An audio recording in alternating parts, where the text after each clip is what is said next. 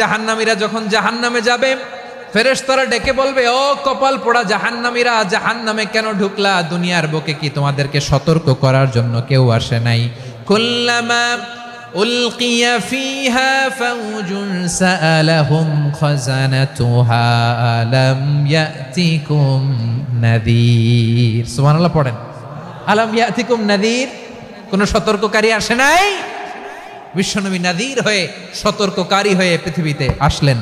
তিনি জাহান্নামের ব্যাপারে উম্মাকে সতর্ক করেছেন।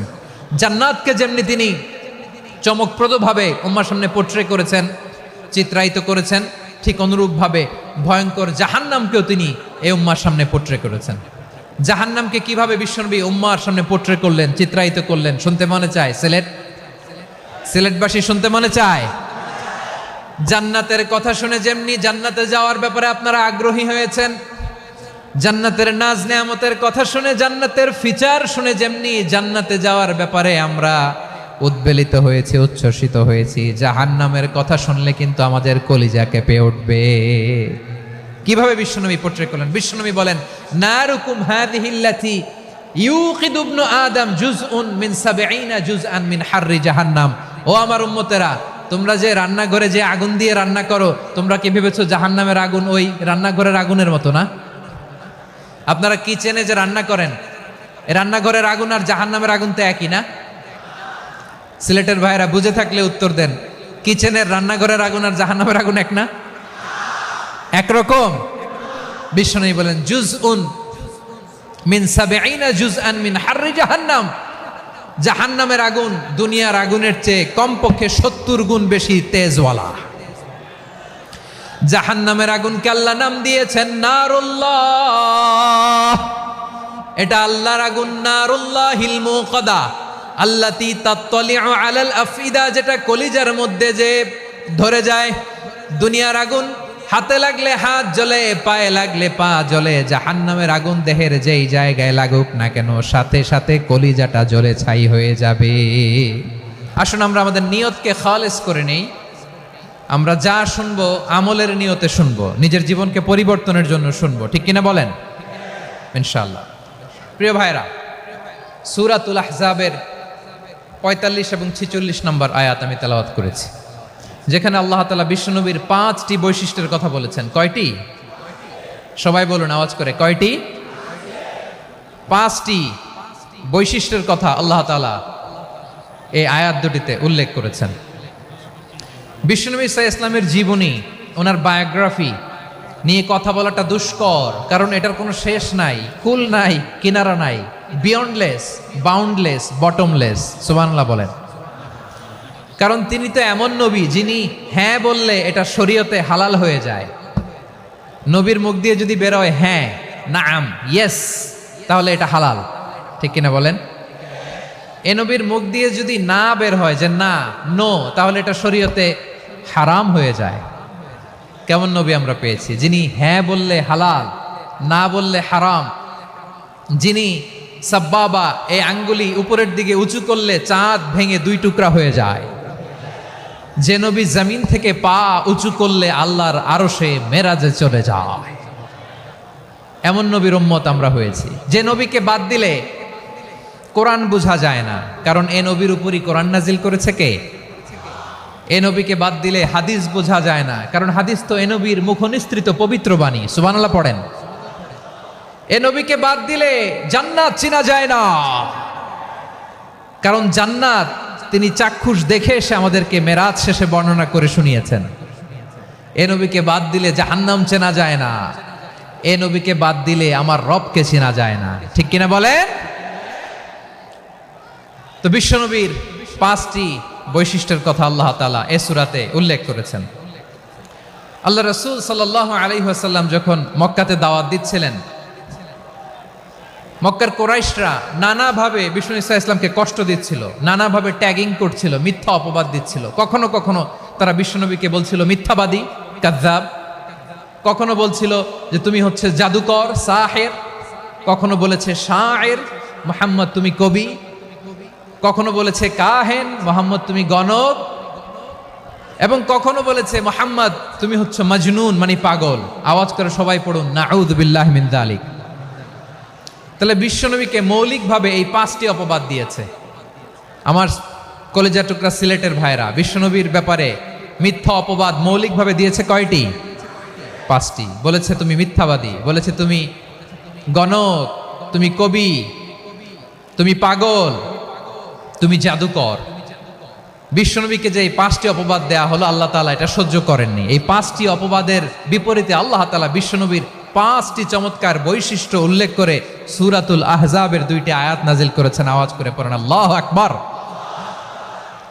5টি চমৎকার বৈশিষ্ট্য সূরাতুল আহজাবের ভেতরে রব্বুল আলামিন উল্লেখ করে আমাদেরকে জানিয়ে দিচ্ছেন, ইয়া আইয়ুহান নাবিয়্যু ইন্না আরসালনাকা শাহিদান ওয়া মুবাশশিরান ওয়া নাযীরা ওয়া দাঈয়ান ইলাল্লাহি বিইذনিহি ওয়া সিরাজাম মুনীরা।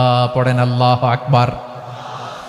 রব্বুল আলামিন ডেকে বলেন, ও নবী, নিশ্চয় আমি আপনাকে সাক্ষ্যদাতা রূপে প্রেরণ করেছি, সুসংবাদদাতা রূপে প্রেরণ করেছি, সতর্ককারী রূপে প্রেরণ করেছি, আল্লাহর দিকে আহ্বানকারী রূপে প্রেরণ করেছি, আর আলো দানকারী চেরাগ রূপে, প্রদীপ রূপে প্রেরণ করেছি। পড়েন সুবহানাল্লাহ। 5টা বৈশিষ্ট্য। 1 নম্বরে আল্লাহ তাআলা বললেন, হে নবী, নিশ্চয় আমি আপনাকে সাক্ষ্যদাতা হিসেবে প্রেরণ করেছি। সাক্ষ্যদাতা, বিষ্ণু ইসা ইসলাম সাক্ষ্য দিবেন, এজন্য শাহিদ। শাহিদ মানে সাক্ষ্যদাতা। আওয়াজ করে বলুন, শাহিদ মানে কি? তিনি সাক্ষ্য দিবেন। মুবাশশির, 2 নম্বর বৈশিষ্ট্য হচ্ছে তিনি মুবাশশির। মুবাশশিরুম বিরাহমাতিল্লাহি ওয়া বিল জান্নাহ। তিনি আল্লাহর রহমতের সুসংবাদ দেন, তিনি আল্লাহর জান্নাতের সুসংবাদ দেন। সুবহানাল্লাহ পড়েন। 3 নম্বর বৈশিষ্ট্য হচ্ছে নাযীর, তিনি সতর্ককারী, ওয়ার্নার। তিনি সাবধান করতে এসেছেন, রিমাইন্ডার দিতে এসেছেন যে আল্লাহর পথে যদি না চলো, শিরকি কাজ যদি না থামাও, তাহলে এমন আযাব আসবে আল্লাহর পাকড়াও থেকে তুমি বাঁচতে পারবে না। তিনি নাযীর। বিষ্ণু ইসা ইসলামের 4 নম্বর বৈশিষ্ট্য হচ্ছে দাঈয়ান ইলাল্লাহ, তিনি আল্লাহর দিকে আহ্বানকারী। এই যে আমরা আমাদেরকে পরিচয় দেই যে আমরা দাঈ, বলি না? বলি যে উনি হচ্ছেন একজন দাঈ ইলাল্লাহ। বহু বচন আমরা বলি আদ-দুআত ইলাল্লাহ। এটা কোরআনের এই আয়াত থেকে এসেছে। সুবহানাল্লাহ পড়েন। ওয়া দাঈয়ান ইলাল্লাহি বিইذনিহি, আল্লাহর আদেশে বিষ্ণু ইসা ইসলাম আল্লাহর দিকে মানুষকে ডাকেন। এবং বিষ্ণু ইসা ইসলামের 5 নম্বর বৈশিষ্ট্য হচ্ছে সিরাজাম মুনীরা, আলো দানকারী প্রদীপ, আলোকদীপ্ত প্রদীপ, যে আলো দিয়ে তিনি গোটা বিশ্বকে আলোকিত করেছেন। আওয়াজ করে পড়েন আল্লাহু আকবার। তাহলে মোট 5টি বৈশিষ্ট্য নিয়ে আমরা কথা বলবো বিশ্বনবীর। আওয়াজ করে বলুন কয়টি? 1 নম্বরে হচ্ছে শাহিদ, বিশ্বনবী সাক্ষী দিবেন। কি দিবেন? He will be witness for all prophets and for us. তিনি নবীদের উপরও সাক্ষী দিবেন, আবার উম্মতের উপরও সাক্ষী দিবেন। সুবহানাল্লাহ পড়েন। কিয়ামতের দিন আল্লাহ তাআলা প্রত্যেক নবীকে জিজ্ঞেস করবেন যে তুমি কি তোমার উম্মতের কাছে আমি যা যা পৌঁছাতে বলেছিলাম পৌঁছিয়েছো? নবীরা বলবে, আল্লাহ আমি পৌঁছিয়েছি। নবীদের কথা ঠিক কিনা, সত্য কিনা, এর সপক্ষে তখন বিশ্বনবী সাক্ষী দিবেন। সুবহানাল্লাহ পড়েন। এজন্য রব্বুল আলামিন বলেন, ফাকাইফা ইযা জিনা মিন কুল্লি উম্মাতিন বিশাহীদিন ওয়া জিনা বিকা আলা হাউলাই শাহীদা। তখন কেমন হবে যখন প্রতিটি উম্মত থেকে আমি একজনকে সাক্ষ্য হিসেবে বের করে আনবো, আর তাদের উপরে নবী আমি আপনাকে সাক্ষ্য বানাবো। পড়েন সুবহানাল্লাহ। তিনি নবীদেরও সাক্ষী, আবার আমাদের উপর উম্মতের উপরও সাক্ষী। সুবহানাল্লাহ পড়েন। রব্বুল আলামিন বলেন, وَكَذَلِكَ جَعَلْنَاكُمْ أُمَّةً وَسَطًا لِتَكُونُوا شُهَدَاءَ عَلَى النَّاسِ وَيَكُونَ الرَّسُولُ عَلَيْكُمْ شَهِيدًا।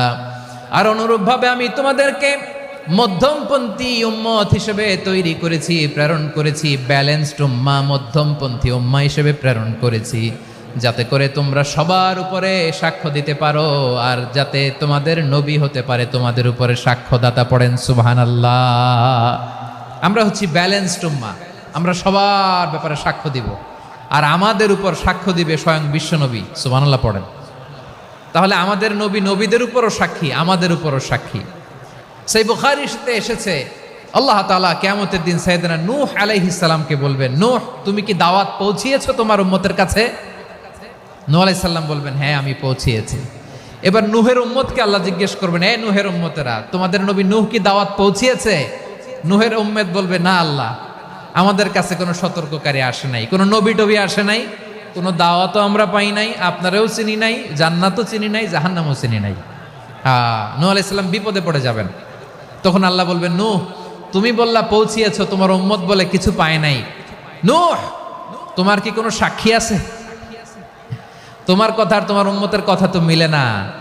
তুমি বললা তুমি আমার নির্দেশনা দাওয়াত পৌঁছে দিয়েছো, কিন্তু তোমার উম্মত বলে পায় নাই। নূহ তোমার পক্ষে কোনো সাক্ষী আছে?